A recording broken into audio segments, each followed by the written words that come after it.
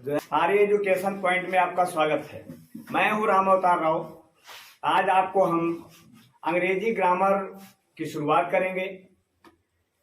इस कड़ी में हम आज आपको सबसे पहले टेंस के बारे में बताएंगे। जैसा कि सब लोग जानते हैं कि यदि ग्रामर सीखना है तो सबसे पहले हमें टेंस को सीखना चाहिए। बिना टेंस की जानकारी के यदि कोई व्यक्ति ग्रामर की जानकारी प्राप्त करना चाहता है तो वह असंभव सोच रहा है। तो चलिए सबसे पहले हम बताएंगे टेंस क्या होता है, कितने प्रकार का होता है। चलिए हम डालते हैं टेंस। क्या डालेंगे? टेंस।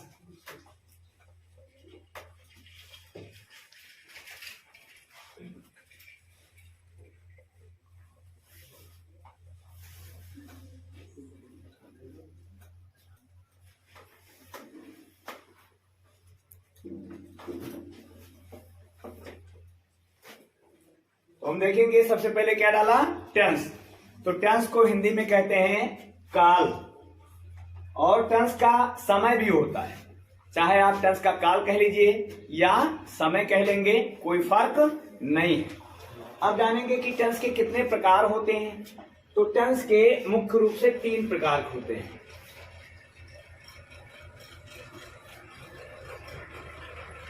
नंबर 1 आता है present tense. Present tense. Number 2 आता है पास्ट टेंस।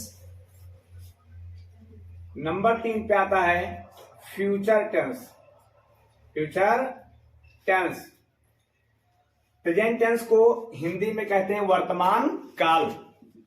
जो समय चल रहा होता है वर्तमान काल कहलाता है। जैसे मैं अंग्रेजी पढ़ाता हूं, मोहन खाना खाता है, पिताजी अखबार पढ़ते हैं आदि। अब बात आती है पास्ट टेंस की। पास्ट टेंस किसे कहते हैं? तो बीते हुए समय को भूतकाल अर्थात पास्ट टेंस कहा जाता है। जैसे मोहन कल बाजार गया था, माताजी ने खाना पकाया, हमने अपना पाठ याद किया आदि। तीसरे नंबर पर आता है फ्यूचर टेंस। फ्यूचर टेंस को हम हिंदी में कहते हैं भविष्य काल। कुछ लोग इसे भविष्यत काल भी कहते हैं, लेकिन इसका कोई फर्क नहीं है। चाहे भविष्यत काल कह लीजिए या भविष्य काल कह लीजिए, मतलब आने वाले समय को हम क्या कहेंगे? भविष्य काल कहेंगे। जैसे माताजी पूजा करेंगी, रमेश अपना पाठ याद करेगा आदि। अब हम तीनों टेंस के बारे में जान लिए कि कौन कौन से टेंस होते हैं। सबसे पहले बताया प्रेजेंट टेंस, फिर बताया पास्ट टेंस, फिर बताया फ्यूचर टेंस। प्रत्येक टेंस के 4 भाग भी होते हैं। सभी टेंसों में इंडेफिनिट होता है, सभी टेंसों में कंटीन्यूअस भी होता है, सभी टेंसों में परफेक्ट होता है, और सभी टेंसों में परफेक्ट कंटीन्यूअस टेंस भी होता है। सेम पोजीशन, वो चाहे प्रेजेंट हो, चाहे पास्ट हो, चाहे फ्यूचर हो, सब में ये 4 होते हैं। और इन चारों के भी आगे चलकर 4 भाग हो जाते हैं।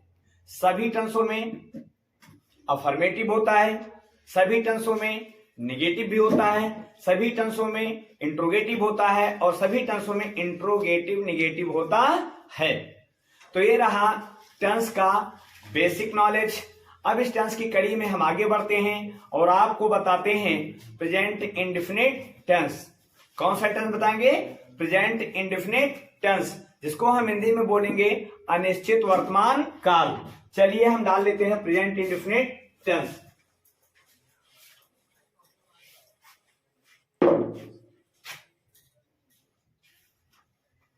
Present indefinite tense. इसको हिंदी में कहते हैं अनिश्चित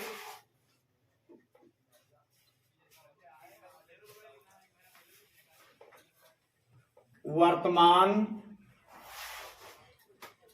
काल। अब अनिश्चित वर्तमान काल क्या है? सबसे पहले इसी पर बात होगी कि निश्चित वर्तमान काल किसे कहते हैं। देखो, निश्चित वर्तमान काल उस काल को कहते हैं जिसमें किसी कार्य के करने का समय निश्चित नहीं होता है। वो कभी कभी भी होता है, लगातार भी होता है, इसलिए इसका कोई टाइम क्लियर नहीं होता है कि ये कब होगा। ठीक है, तो अब सबसे पहले हम इसका पहचान देखेंगे।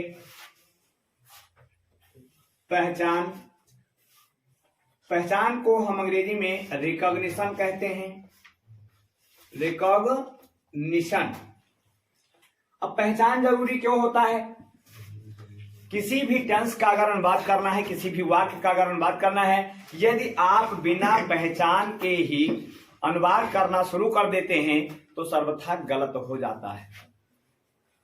बिना पहचान के हमें टेंस में या टेंस के वाक्य को बदलने के लिए कभी हाथ भी नहीं लगाना चाहिए। हमें सबसे पहले पहचान लेना जरूरी है। तो चलिए, प्रेजेंट इंडिफरेंट टेंस की जो पहचान है तो हम लिखेंगे कि इस काल के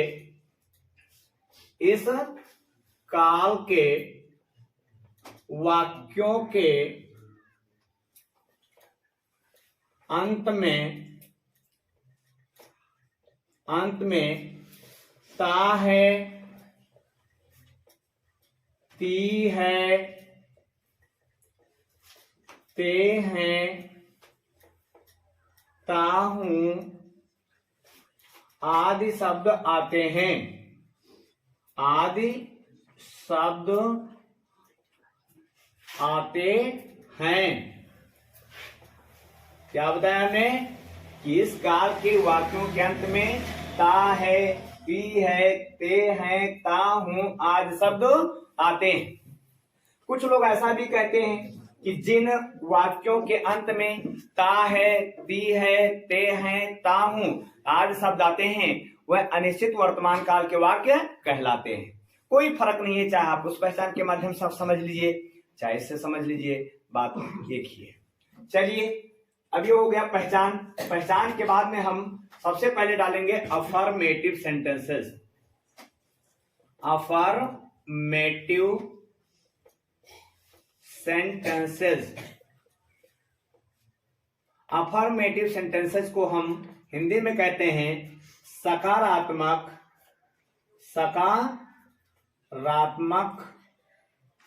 या स्वीकारात्मक वाक्य।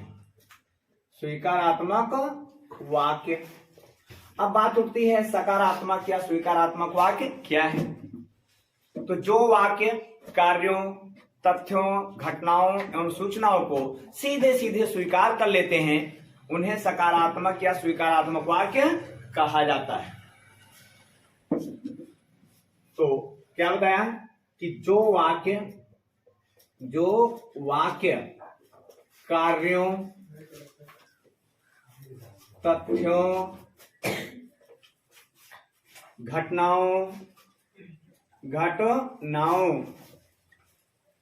तथा सूचनाओं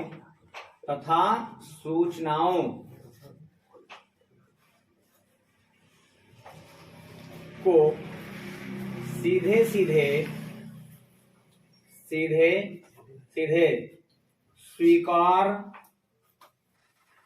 कर लेते हैं सकारात्मक वाक्य कहलाते हैं। सकारात्मक वाक्य कहलाते हैं।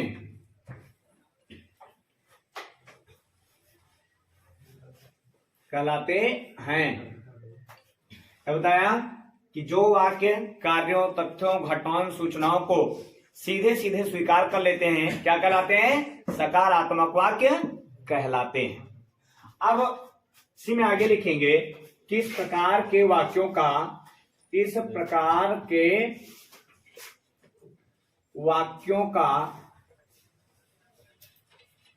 अनुवाद करते समय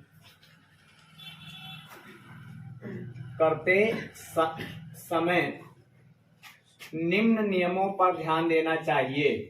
निम्न नियमों पर ध्यान देना चाहिए। चलिए वो देखेंगे कि कौन से नियम है जिस पर हमें फोकस करना होगा, ध्यान देना होगा। तो सबसे पहले आता है रूल फर्स्ट। क्या डालेंगे? Rule first. रूल फर्स्ट में है कि यदि वाक्य का कर्ता एक वचन का है, यदि वाक्य के तो कर्ता कितने वचन का है? एक वचन का है, सिंगुलर नंबर का है, अर्थात ही, सी, इट या नेम है, तो अनुवाद करते समय हमें मुख्य क्रिया के फर्स्ट फॉर्म में यस या ईएस जोड़ देना चाहिए। चलिए हम लिख ही देते हैं, यदि वाक्य का कर्ता, यदि वाक्य का कर्ता एक वचन,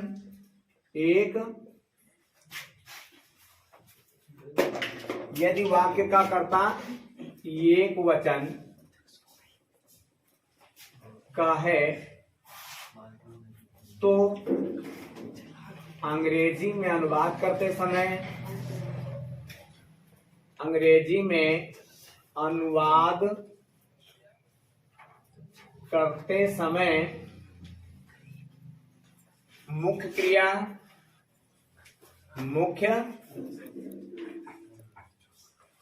मुख्य क्रिया, इसको हम एमबी भी कहते हैं, मुख्य क्रिया की पहली अवस्था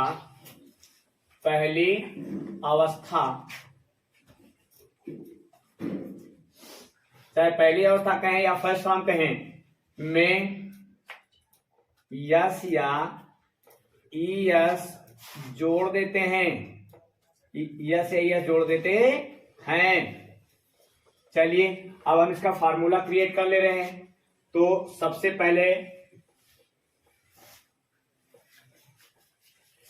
हमें करना होगा, लिखेंगे सबसे पहले सब्जेक्ट, एसयू भी लिख दिया जाए तो आप सब्जेक्ट समझेंगे। सब्जेक्ट में होता है कर्ता, subject plus MV first, MV first में होता है मुख्य क्रिया की पहली अवस्था, प्लस यस या ES plus object plus etc.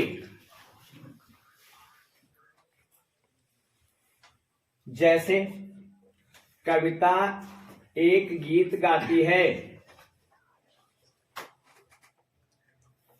कविता एक गीत गाती है। सबसे पहले हमने क्या बताया था कि किसी वाक्य का अगर अनुवाद करना है तो सबसे पहले उसके पहचान को देखना होगा। यदि आप पहचान नहीं पाएंगे तो आपसे वाक्य गलत हो जाएगा। क्या देखना होगा? पहचान। तो चलिए हमने बताया था कि प्रेजेंट इंडेफिनिट टेंस के वाक्यों के अंत में ता है, ती है, ते हैं आदि शब्द आते हैं। तो इस वाक्य को हमारे सामने आया है वाक्य, तो हमें देखना है इसका पहचान क्या है। तो पहचान में आया है ती है। क्या आया है? ती है। ती है अगर आ गया तो मतलब ता है, ती है, ते है में से एक आ गया, मतलब ये हो गया प्रेजेंट इंडेफिनिट टेंस। कौन सा टेंस हुआ? Present indefinite tense. तो अब हमें क्या करना है, इसका अनुवाद करने के लिए हमें देखना होगा कि वाक्य हमारा अफर्मेटिव है, निगेटिव है, इंट्रोगेटिव है या इंट्रोगेटिव निगेटिव है। चलिए सबसे पहले देख लेते हैं वाक्य में हम क्वेश्चन मार्क ढूंढते हैं। कहीं मिला? नहीं मिला। कहीं पर आपको नहीं मिला, नहीं मिला, मतलब ये हमारा वाक्य किसमें है? अफर्मेटिव में है। किसमें है? अफर्मेटिव में है। तो चलिए अब हम शुरुआत करते हैं। हमारा फार्मूला सबसे पहले क्या मांग रहा है? सब्जेक्ट। तो सब्जेक्ट, बात उठती है सब्जेक्ट क्या है, किसे कहेंगे सब्जेक्ट? वाक्य में जो व्यक्ति कार्य करता है या वाक्य में जिस व्यक्ति के बारे में क्या किया जाता है, बात किया जाता है, वही हमारा सब्जेक्ट या कर्ता होता है। तो इस वाक्य में किसके विषय में बात किया गया है? कविता के विषय में बात किया गया है। तो वाक्य का हमारा सब्जेक्ट कौन होगा? कविता होगी। तो चलिए हम पहले लिख लेते हैं कविता। क्या लिखेंगे? कविता अब क्या है, वाक्य हमारा कहता है, कविता हो गया ना। अब कविता जो है फिर हमें क्या करना है, अब हमें वर्ब ढूंढना है। तो देखिए वर्ब ढूंढने का सबसे बेहतरीन ट्रिक यही है कि आप पहचान को हटा दीजिए, पहचान के बगल में जो शब्द मिले उसी में आपको बड़ा ना जोड़ लेना है। क्या जोड़ लेना है, बड़ा ना। जैसे गाती है तो गाती है हटा दीजिए, बचा गा, गा में जोड़ेंगे बड़ा ना, तो क्या हो जाएगा गाना। तो गाना की अंग्रेजी क्या होगा, सिंग। तो चलिए हमने लिख लिया सिंग। तो जब जैसे सिंग लिखा तो उसमें हम जोड़ देंगे यस, तो क्या हो जाएगा सिंग्स। क्या हो जाएगा, सिंग्स। तो कविता सिंग्स। चलिए देखिए, भी मैंने बताया कि गाती है में से ती है हटाया गया, गा में जोड़ा गया ना, तो क्या हो गया गाना। तो गाना की अंग्रेजी होता है सिंग। सिंग में हम जोड़ेंगे यस, क्योंकि हमारी कर्ता क्या है, जो हमारा सब्जेक्ट है वो सिंगुलर है, एक वचन है, तो इसलिए हमें ऐसे जोड़ना जरूरी था। अभी आगे हम बताएंगे कि कहां जोड़ेंगे यस और कहां जोड़ेंगे यस। तो हमने लिख लिया सिंग्स। क्या गाती है, ऑब्जेक्ट हमारा फॉर्मूला मांग रहा है ऑब्जेक्ट। तो ऑब्जेक्ट मतलब क्या, कर्ता क्या कर रहा है, तो जो कुछ करता है वही तो हमारा ऑब्जेक्ट होता है। तो क्या कर रहा है, तो वो गीत गा रहा है, तो मतलब यहां पर हमारा ऑब्जेक्ट हुआ गीत। तो यहां पर लिखेंगे ए सॉन्ग, तो कविता सिंग्स ए सॉन्ग। कुछ लड़के कंफ्यूज हो जाते हैं कि सर गाती है में से भी हो, जो ती है हटाया गया तो हो गया गाना, गीत मीन्स भी होता है गाना, हम कहां लगाए सॉन्ग और कहां लगाए सिंग। ये कंफ्यूजन आपको दूर करना है, बहुत जरूरी है। जिसमें आप पहचान हटा के ना लगाते वो आपका होता है मेन वर्ब, उसका होता है सिंग। और जो पहले से ही चाहे गाना लिखा हो चाहे गीत लिखा हो, उसमें तो ऑलरेडी ना जुड़ा है ना, वो होता है सॉन्ग। समझ में आ गया। तो ये हो गया हमारा नियम नंबर 1। चलिए अब हम आपको बताते हैं नियम नंबर 2। तो हमारा रोल सेकेंड कौन सा है, रोल सेकेंड।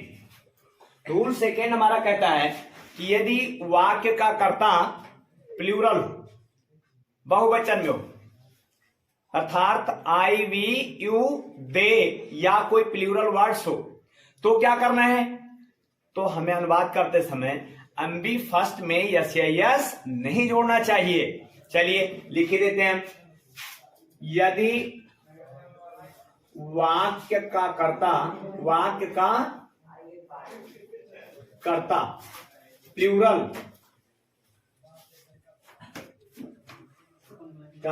बहुवचन का हो, बहुवचन हो, तो अंग्रेजी में अनुवाद करते समय, अंग्रेजी में अनुवाद करते समय, तो अंग्रेजी में अनुवाद करते समय यम्बी फर्स्ट,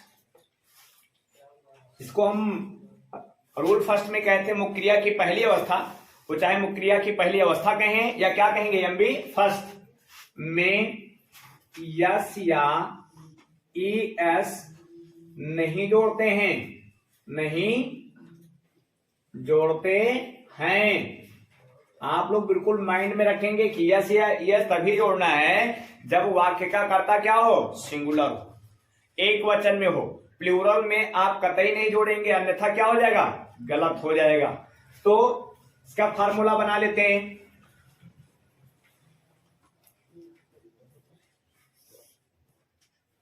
तो सबसे पहले लिखेंगे सब्जेक्ट प्लस लिखेंगे MB first plus object plus etc.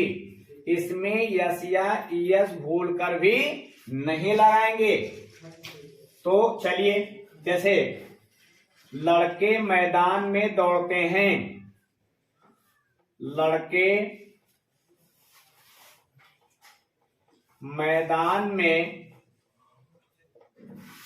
दौड़ते हैं,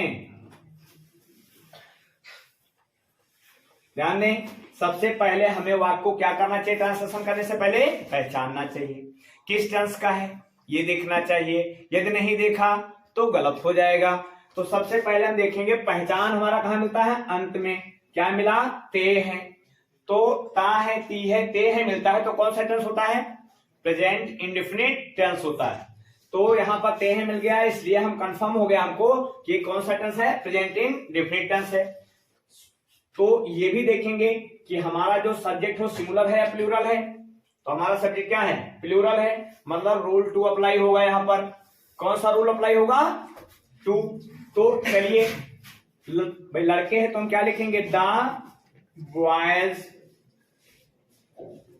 अब हमको चाहिए एमबी, क्या चाहिए, एमबी। एमबी निकालने का क्या तरीका बता था कि पहचान हटा दीजिए, बगल वाला जो शब्द बच जाए उसमें क्या जोड़ देना है, बड़ा ना जोड़ देना है।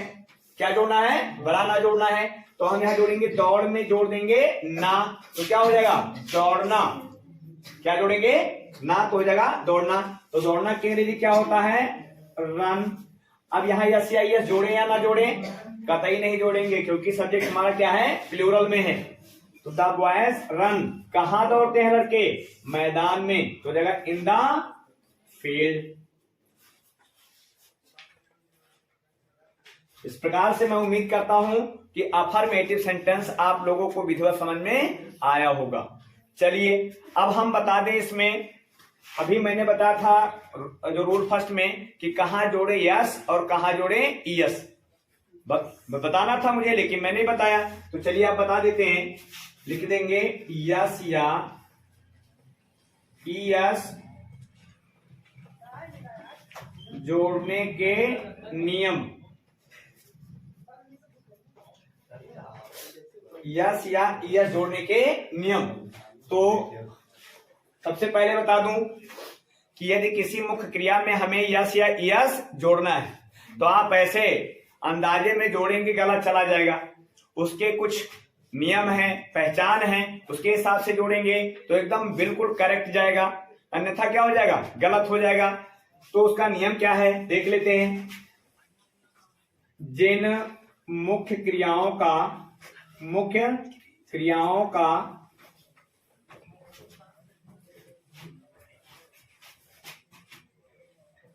अंतिम अक्षर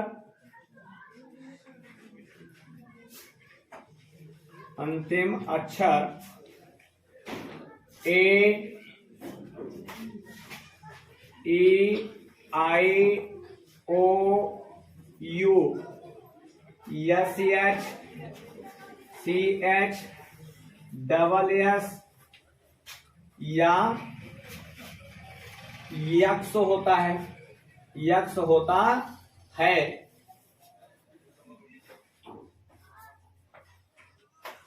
उनमें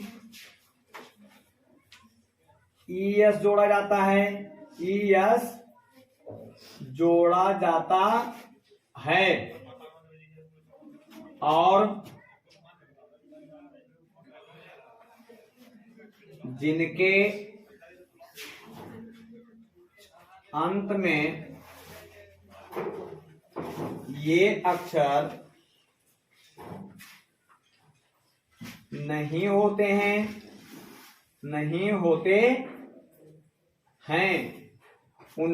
उनमें सिर्फ यस जोड़ा जाता है, यस जोड़ा जाता है। चलिए मैंने अभी क्या बताया आप लोगों को कि यस या ईएस हम कहां जोड़ेंगे, बताया कि जिस मुख्य क्रिया का अंतिम अक्षर A, E, I, O, U, S, H, C, H, double S या एक्स होता है, उनके अंत में हमें यदि जोड़ना है एस एस तो क्या जोड़ेंगे, ईएस जोड़ेंगे। और जहां पर ये अक्षर नहीं होते हैं, इनको छोड़ करके कोई अन्य होता है, वहां क्या जोड़ते हैं, केवल एस जोड़ते हैं। हाँ, इसमें एक चीज का बहुत विशेष ध्यान रखना है, कुछ वाक्य होते हैं कि जिसमें पहले से ई दिया होता है और हमने बता दी कि वहां ईएस जोड़ना है, तो वहां पर लोग कंफ्यूज हो जाते हैं कि जैसे पहले से ई दिया ही है, उसमें हमें ईएस जोड़ना है, तो गड़बड़ हो जाएगा, वहां डबल ई कर देना चाहिए, नहीं, वहां पर आपको ऐसा कतई नहीं करना है, केवल ईएस ही रखना है। लेकिन पहले से जो ई है या तो उसी को रहने दीजिए और या तो उसको हटा करके अपने मन से ईएस लगा दीजिए, लेकिन आपको डबल ई नहीं करना है, अन्यथा क्या हो जाएगा, गलत हो जाएगा। जैसे मान लीजिए लिखा है राइट, WRITE, अब इसमें हमें जोड़ना है, मान लीजिए अब यहां पर आया ई, तो नियमानुसार हम जो अभी बताए हैं कि यहां क्या जोड़ना है, ईएस जोड़ना है, लेकिन यहां ऑलरेडी ई उपलब्ध है, ऑलरेडी है, तो हमें ईएस जोड़ने के लिए अब ऐसा नहीं करना चाहिए कि हम यहाँ ईएस जोड़ दें, तो यहां हम लिख दें बराबर राइटीज। अगर हम ऐसा करेंगे गलत चला जाएगा, पहले से ई है उसमें से क्या जोड़ दें, या से ही जोड़ दें, या ना जोड़ें तो कोई फर्क नहीं पड़ता, यहाँ के ई जो ई को हटा दीजिए और लास्ट में क्या जोड़ दीजिए, जो ईएस लगा दीजिए, तो यहां पर सिर्फ क्या हो जाएगा, राइट्स, और राइटीज कर देंगे तो क्या हो जाएगा, गलत हो जाएगा। समझ में आ गया? तो ये आपका रहा अफर्मेटिव सेंटेंस।